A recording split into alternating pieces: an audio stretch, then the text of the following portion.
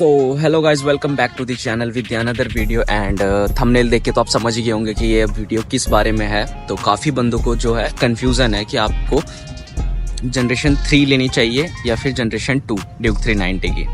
तो गाइज मैं आपको इसके ऊपर मैं बहुत सारी चीज़ें आपको बताऊंगा और टिप्स दूंगा कि क्या आपको लेनी चाहिए।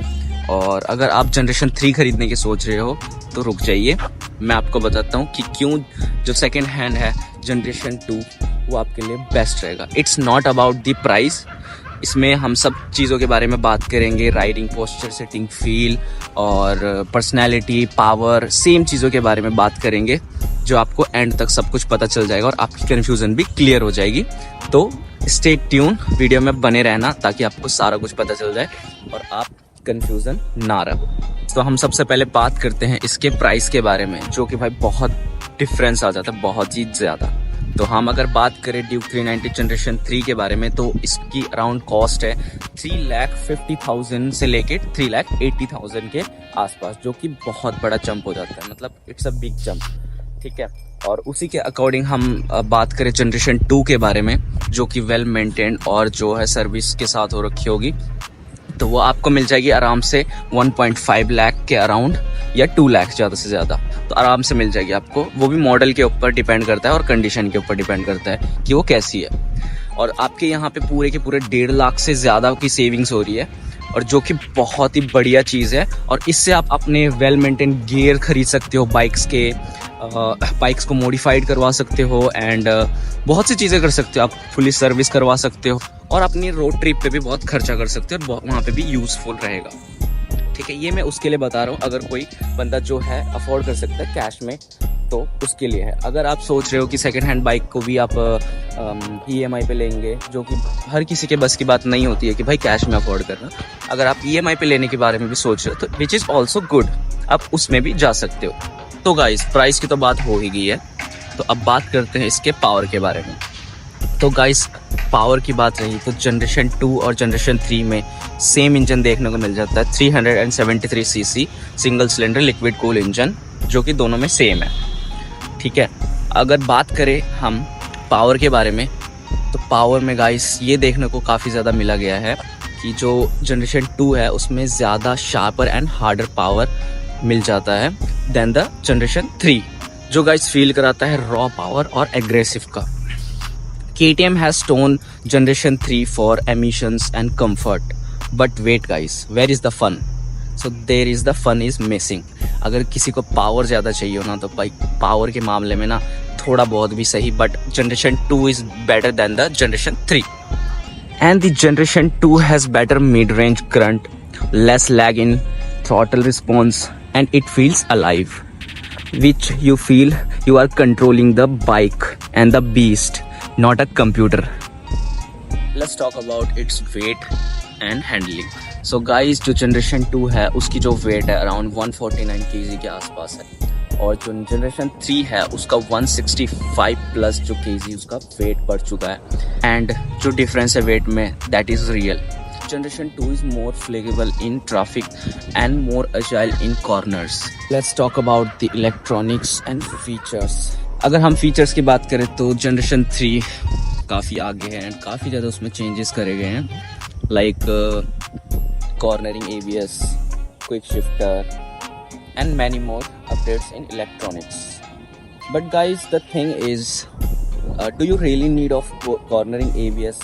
आई am asking to you guys, so let me know in the comment section. मेरे को बताओ कि आपको सच में कॉर्नरिंग ABS की इतनी ज़्यादा नीड है, जबकि जनरेशन 2 में guys it has all the essential already, like TFT screen, dual channel ABS, ride by wire and many more things, जो कि बहुत अच्छे से काम करती है। So guys now let's talk about the sound, vibe and design.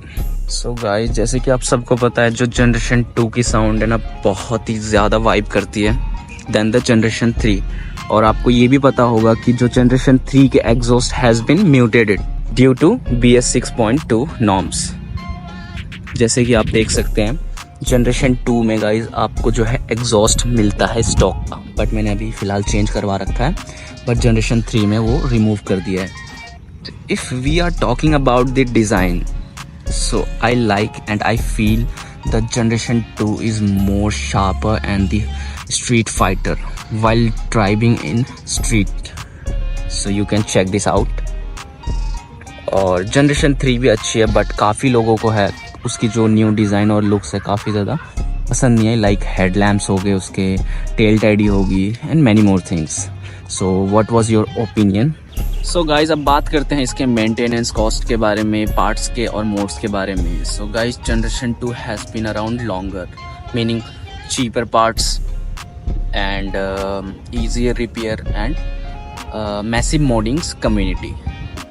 And generation 2 और generation 3 में मेंटेनेंस कॉस्ट लगभग सेम है, बट जनरेशन 2 के जो है पार्ट्स ईजीली और आसानी से मिल जाते हैं. जनरेशन 3 के भी मिल जाते हैं, बट इसके थोड़े से जो पार्ट्स है उसकी कॉस्ट थोड़ी सी चीपर होते हैं दैन द जनरेशन 3. आप अपने बाइक के जो लुक्स को है बहुत ही ज़्यादा बेटर बना सकते हैं with the exhaust, remap ECU and tail tidy and many more things.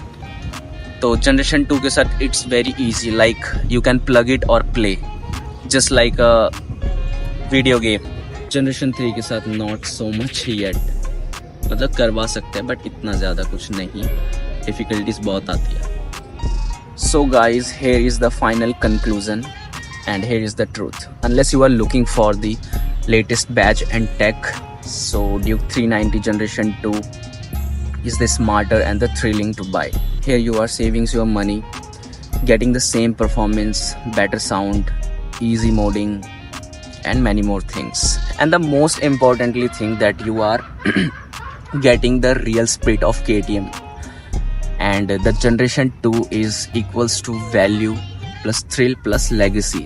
So guys, I just wanted to tell you one more thing, that don't let FOMO empty your wallet.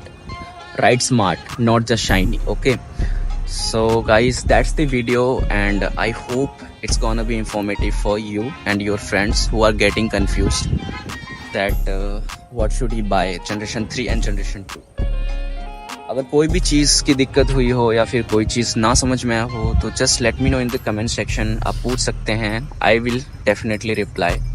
And so इतना ही था video.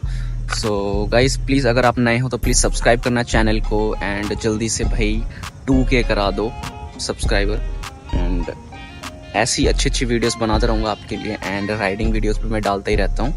तो guys इतना ही था video and be safe and ride safe. And आप second hand खरीदने की सोच रहे हो तो मैं गाइस कुछ टिप्स भी डाल दूँगा एंड में, वो ज़रूर पढ़ लेना, वो भी बहुत ही ज़्यादा इंफॉर्मेटिव है. सो मैं डिस्क्रिप्शन में भी लिख दूंगा और एट द एंड में भी मैं उसको लिख दूंगा, तो प्लीज़ पढ़ लेना उस चीज़ को भी. सो गाइस पीस आउट, मिलते हैं नेक्स्ट वीडियो.